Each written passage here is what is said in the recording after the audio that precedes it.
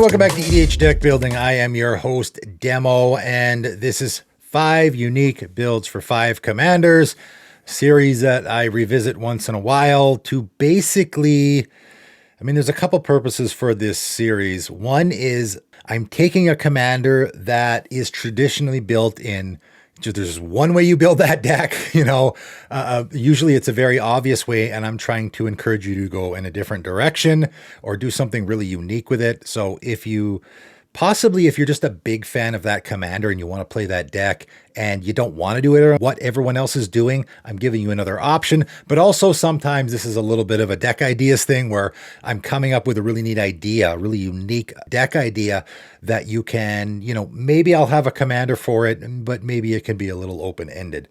So let's start out with Nila, the Blade Blossom. And I just talked about this recently in my bad commander design video because I think this is bad commander design. And for me, it was, this is one of the few commanders out there that for me are just not casual ever. It's really, really difficult to build a casual commander deck with Nila because it's just such a ridiculously powerful abilities. And, as a deck builder, the wheels start turning. I'm like, how could you build this as a really casual commander, right? So I'm looking at Nila and I'm trying to figure out 2 things. One, a very unique way we can go with this commander, because obviously everyone builds this deck exactly the same. Just you're building an aggro deck, right? So let's get away from that. First of all, let's not build an aggro deck with Nila. That alone might be difficult. Just building a deck that you're not doing. What could you do there? Maybe you could do, like, you're having tokens into the battlefield a lot. So there's lots of ways to take advantage of that, I guess. But more so, and more importantly, let's build a Nila deck that I can actually play in a casual commander game. And I'm going in a completely different, you could not go in more opposite directions here. And the funny thing is, I'm actually doing what this card was intended to do, right? It was printed in Battle Bond. And that, I encourage you guys to go check out that set if you haven't. It is a great set for Commander because it has lots of these multiplayer aspects in it. So what Nila says is whenever a warrior attacks, you may have its controller create a 1/1 white warrior creature token tapped and attacking. So you can give the tokens to your opponents if you want to, right? Your opponents, if they attack with a warrior, this triggers and you can give them a warrior token, right? The idea here being is that you had a partner. This is sort of like a two-headed giant thing where I have another guy over here and he's also playing a warrior deck and I'm giving him the token. I'm giving him that advantage as well. Furthermore, this gets a little funnier. That last ability, untap all attacking creatures. They gain trample, lifelink, haste until end of turn. After this phase, their additional combat phase, activate this ability only during combat, but not only during your combat, during anybody's combat. So maybe you can see the direction I'm going here. We're going to make a hug deck with Nila. I think this is maybe one of the jankiest ideas out there, and certainly it is a way to play Nila in a casual game. Right out of the gate, people might be, Nila, and you would have to, put their mind at ease and let them know that you're actually playing a very not competitive strategy. Now, there's a couple of ways you could go about it. The difficult part, of course, is having your opponents attack with warriors. You can always use that last ability, the 5-color ability there, giving other people attacks. And you could do it in a good way. You could do it in a more political way. Obviously, if you don't attack me, I'll give you an extra combat. You could also do goading here very easily. Goading actually works really good here. And in fact, you could just build around that ability entirely where I cast a Disrupt Decorum or I goad one guy's creatures and everyone's got to attack. You're not attacking me and I'm going to give you another combat phase, right? How many ways are there out there to give other players extra combat phases? There can't be a many, right? Again, I don't know if anyone ever even thought to use that ability that way. It is really interesting. If your opponents are attacking with warriors, and obviously warriors are a very common creature type in the format and in the game of Magic, you can donate them a warrior token. How often can you, here's one way. The Changeling thing obviously works here. Crib Swap. A card that used to get played in the format quite a bit. Crib Swap, I exile my opponent's creature, give them a Changeling token, which of course is a warrior. There's one option. You go down the rabbit hole. There's not a ton of ways other than my opponents just incidentally have warriors. Akron Horse, does that give warriors or is it soldiers? How many ways can you give your opponent a warrior that they can be attacking with. There's probably not a lot. You probably would build around that ability less, and the extra combat maybe a little more. It's a super janky idea, but it is an interesting one. If you actually really like Nila and you want to play that in a commander game, this is a great way. And again, it doesn't have to be entirely hug. It can be I'm goading my opponent's creatures and forcing them to kill each other with it as well, right? So a different way to go with your Nila deck that probably no one's ever done before. All right, let's talk about Thromac the Insatiable, a commander that used to be really popular in the format. I saw it all the time. Maybe not really popular, but it certainly was a commander I would see from time to time, and I had not seen it in years until I had a patron play it in a game. I believe that game is up on my channel for you to check out if you want to. And what happened in that game is exactly why this is not a super great commander anymore, or at least the way that it is traditionally built. So of course it has Devour X, where X is the number of creatures devoured this way. So it's very easy to make a giant vanilla creature with this. So if I sacrifice 5 tokens, goblin tokens or something, now I have Devour 5. So this enters with 5 +1/+1 counters for each creature that devoured it. It's like an exponential or a multiplication factor, right? So it's going to be a 25/25, I believe, right? So getting a giant, massive commander is very, very easy. And of course, you know, people used to do the Voltron thing with it a lot. And the Voltron strategy was a lot more viable in the commander format back in the day. It's not so much anymore. And that's one of the reasons why this commander has lost popularity. Another reason why I think it has lost popularity, or why that strategy doesn't work as good, is because it's a fling commander. And everyone does. Again, as soon as I see a Thromac deck, I'm like, they got fling in there. Every fling, you know, variation imaginable they have in there. And of course, that's exactly what happened in that game. Obviously, that doesn't work with commander damage, just flinging your creature at your opponent. But with Thromac, it was very doable, because you could easily get your commander up to like a 35 or a 40 power creature and one-shot your opponent. Still, in my opinion, wasn't a great strategy. It's even less of a good strategy now because of exactly what happened in that game, right? The guy playing the Thromac deck flung their creature at another player. And of course, again, you know, I encourage you to watch that video, because that video is everything that's wrong with a Thromac deck, in my opinion. You're sitting there going, okay, well, who do I kill? Right? Any of those situations where you one-shot one guy and knock that guy out of the game, it really, you know, sometimes there's an obvious choice, but sometimes it's really difficult. And they chose the person that they thought maybe was the biggest threat. And it just so happens that person had a Bolt Bend in their hand. And Bolt Bend is, I just talked about in my colors video, you can really change the outcome of the game, right? And of course, Deflecting Swat, same thing. Any spell or ability redirect, which are, you know, that we've always had them in the game, but they're way more common now. It's way more likely that your opponent's going to have a Bolt Bend or Deflecting Swat. So that strategy with Thromac is just not a good one anymore. It is almost as likely that you're going to end up killing yourself because they're going to throw it right back at you, right? So what are we going to do, right? That's one of the reasons that made me think to add this to this list this time. Is I'm like, okay, well, what could you do? Because that is a really powerful ability to be able to do that. Now, one thing that your commander does a couple of things really, really, really well. And, you know, again, this is a commander that has disappeared from the format, and maybe I'm encouraging people to go after it again. Your commander does a couple things really well. First of all, it sacrifices your creatures really well, right? Devour is a sacrifice. You can sacrifice your whole team very easily. Now, in green and red colors, what can you do with that? A Fecundity is pretty good. A Fecundity gets played, I think, probably in Thromac decks a lot. It is a pretty good fit there, right? The sacrifice theme in Gruul colors isn't super good. The +1/+1 counter theme is pretty darn good, and you can find cards, right? So basically what I'm doing here is I'm just picking Thromac, and I'm saying, again, the traditional way to build Thromac is I fling them at my opponents, which, quite frankly, I never thought was a great plan anyway. I'm trying to figure out different ways to build this commander. If you have this deck, if you want, maybe if you're that patron of mine that wants to keep your Thromac deck, but maybe do it in a different way. It's very easy to sacrifice our creatures. We can build around that. It's very easy for us to pile an insane amount of counters. Those are counters on our commander, right?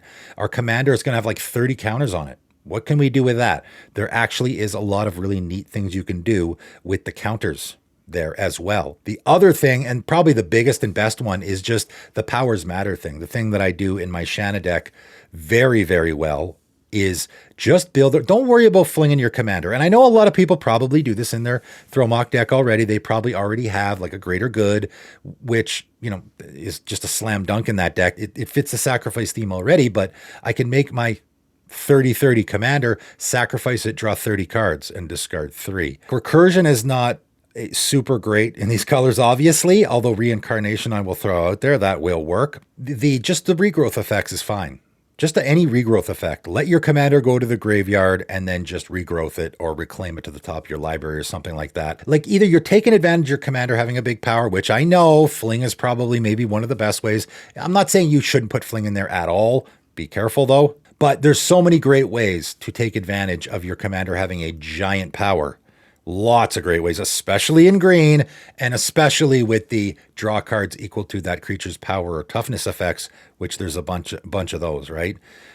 So essentially, I think the best route here is a power matters, toughness matters deck, which you could do a lot with. All right, let's move on to SMeagle Helpful Guide. And again, this is one I mentioned in a video. I think this was in my best of the year, right? This is one of the best commanders from last year. And I think it is. I think it's a really neat commander. It's in great colors, right? Black and green. It's also doing, again, I'm actually kind of surprised this is more popular. It's doing a lot of things that people like. And I mentioned in that video, you could even do a milling deck here, right? So at the beginning of your end step, if a creature died under your control this turn, the ring tempts you. Okay, so we can do the ring tempting thing, but of course that works into the second ability. Whenever the ring tempts you, target opponent reveals cards from the top of their library until you reveal a land card. Put the card onto the battlefield tapped under your control and the rest into their graveyard, right? So you're getting the land, which is, of course, that's always good. I'm ramping, I'm stealing my opponent's lands, that's always good. And, you know, the combination of the two is always pretty good. Having the ring tempt you, you can either do with anything that tempts the ring, or you can do with at the beginning of your end step if a creature died this turn. So either way, you're going to be doing it a lot. So the first one being at the beginning of your end step, so you can only do that on your end step. Any other ring tempting thing you can do at any time, and it will work with that second ability. Basically, what I'm saying here is a Golgari milling deck, which I think is a really neat. I don't know how many people have ever done a milling deck outside of blue, so already we're in a really neat strategy. I know people will say, oh, you're not going to be able to get the ring to tempt you enough. However, there's this interesting little card in Magic called Hermit Druid, which is kind of doing exactly what SMeagle is doing, right? It's going and revealing cards until you get a land. But of course, as most people know, that card's incredibly busted because it's one of the best cards in the history of the game, maybe the best, at milling your entire library. Because if it doesn't hit the card you're looking for, I guess Helm of Obedience would fit in the same category, right? If you don't hit that trigger, if you don't get there, it just keeps going and going and going. Now, of course, that's a lot harder to do with SMeagle. Target opponent reveals cards on the top of their library until they reveal a land card. Well, of course, they're going to have lots of land cards. So you probably, if you're lucky, maybe you'll mill like 3 or 4 cards and then hit a land card. Unless you get rid of those lands. Now, how am I going to get rid of lands in my opponent's deck? Well, you can do it. And in fact, black does it really, really well, which is those I search my opponent's deck for cards and exile them. Right. So, for example, Nightmare Incursion, 5 and a black sorcery. I think I mentioned this on a 5 cards video. Search target player's library for up to X cards. Any cards where X is the number of swamps you control, and exile them. That player shuffles. And you're going to go search for lands. Now, of course, you could search for their Thassa's Oracle or something, or their Dockside Extortionist, I guess, while you're in there looking around. Oh, they got a Thassa's Oracle? Let's get rid of that, right? Cards like this, I think, are really underrated in the format, that they can be really, really helpful. 6 mana is kind of a lot, and it is just your swamps, but effects like this, there's quite a few of these where now, and this is going to assist you in a couple of ways, but of course it's going to assist in your milling strategy. It's getting cards out of your opponent's deck already, but you're getting the lands out of that opponent's deck so that you essentially turn into the Hermit Druid scenario where, well, I'm just getting all the lands out of your deck so that when my SMeagle triggers, now it's going to keep flipping over cards and flipping over cards and flipping over cards until it hits a land and you don't have that many in there. Doing the mill strategy outside of blue is really tough. Doing it with this commander might be pretty tough, but this is a really neat way to do it, where I do that thing that black does really well already, which is I search your library for cards and remove them, and I'm removing the lands so that my commander becomes more effective. I think that's a really neat deck idea. Moving on, Devi Imperial Tactician, and this is one of the most unique ideas I've ever come up with, although I would say it's not entirely my idea. I came up with the idea. This is a combination of ideas that I got from other people. And I have to give a shout out to my patron who gave me the idea to use this as the commander. And I'm using this as a commander for a very specific reason. And it's not the first ability. A little spoiler alert there. It is this last ability. Pay 1 green, white, and a blue. Put Devi onto the battlefield from the command zone. Great ability. And of course, anyone who plays a Devi deck is going to be using it. It cheats commander tax. Fantastic, of course. But why I'm specifically using it here is because of what you're doing in this deck. And you do not have to use Devi as the commander here, but I think it is the best choice. The idea I came up with, I just came across, I can't even remember the video I was watching, but I came across some idea that, again, some other guy had. I didn't come up with this. The idea is you don't have anything in your deck that you have to cast.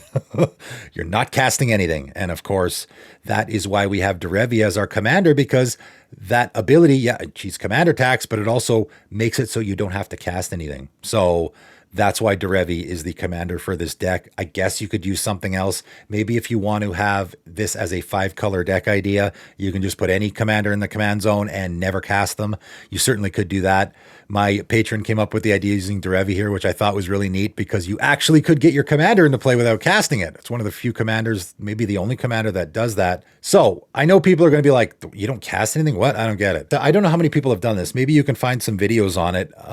What you would do, so let's go over some of the options here. Obviously, I have to be doing stuff. How am I going to do anything in my commander deck if I'm not casting? Well, let's start with cycling. Cycling is something that you can do. That's an activated ability. You don't have to cast anything. You're doing stuff from your hand. Now, of course, whenever you have a restriction like this, it can be as restrictive as you want. You don't have to have every single card in your deck, right? It would be a huge advantage for you to have like an arcane laboratory in play or something that is going to hinder your opponents and not hinder you. But of course, then you'd actually have to cast your arcane laboratory, right? But it gives you a big advantage because of course your opponents can only cast 1 spell per turn, but it doesn't hurt you at all because you're not casting anything. So you can put cards in here like that if you want to. There's a lot of cycling that's going to be going on here. So maybe you want to put a card that advantages you from cycling. Maybe channel will also work here, right? You're going to be doing everything from your hand. There actually is, and again, when I first heard this idea, I was like, what? How do you make a deck without casting anything? There's actually a lot of ways to do it, funny enough. It depends how restrictive you want to be on yourself. You could put Suspend in the deck, okay? Now, yes, Suspend is actually casting stuff, but you're exiling it from your hand and then it's being cast later. How much restrictions do you want to put on yourself? You could, and again, if you want to make the really, really janky, restrictive idea here, the idea is I have a commander deck that doesn't cast anything.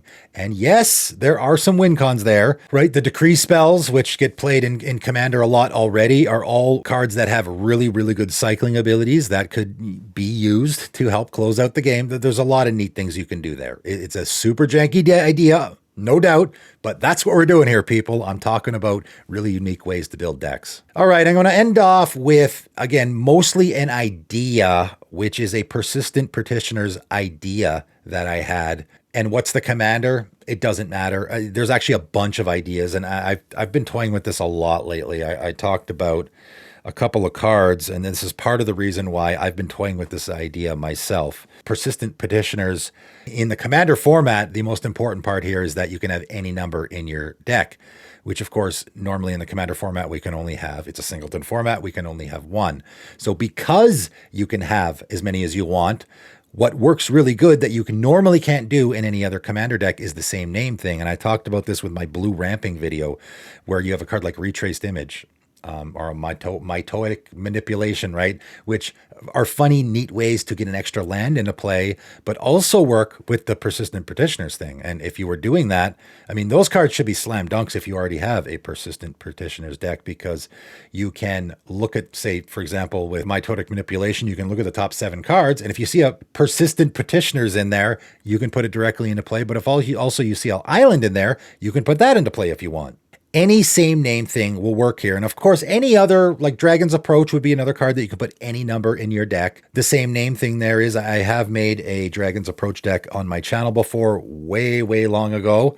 And again, I did the same name thing quite a bit. There's actually a lot of really, really interesting ones there. I like the Persistent Partitioners idea. And the main idea I will throw out here is a blue-black deck, which you could probably do a lot of different commanders with, because this is going to be a milling strategy. And of course, Persistent Petitioners is a milling card, right? It mills. That's the whole point. And I imagine most people who have that deck are using it to mill their opponents, which you could do as a win con here. You could. But we're mostly using it to mill ourselves. And the reason why we're milling ourselves, and the reason why this deck is black and blue, is because there's a couple of really great black cards that care about same name. The first one being Echoing Return, which if I'm in a Persistent Petitioners deck that is black and blue, now for the first, like however many, like I cast one of them, start milling myself with that first ability, which is not great, but I want my Persistent Petitioners to be milled into my graveyard.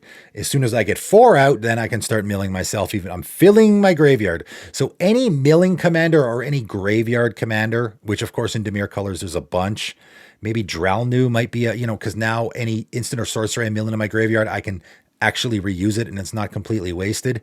And then once I get a whole bunch of Persistent Petitioners in the graveyard, and maybe someone's cast a board wipe and killed all the ones I have in play, now I Echoing Return and I get them all back for 1 mana.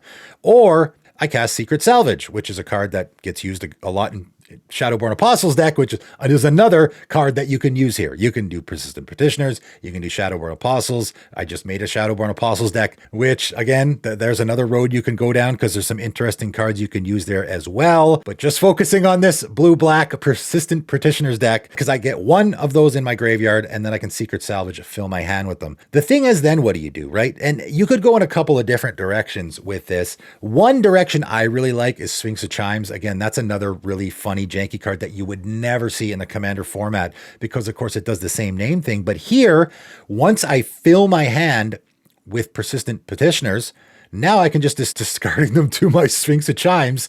And of course you discard 2 of them to draw 4 cards, and you can just repeat the process as many times as you want. You are also, again, refilling your graveyard. So now I can do the Echoing Return thing again. You could possibly even get a Labman win out of that strategy if you want to.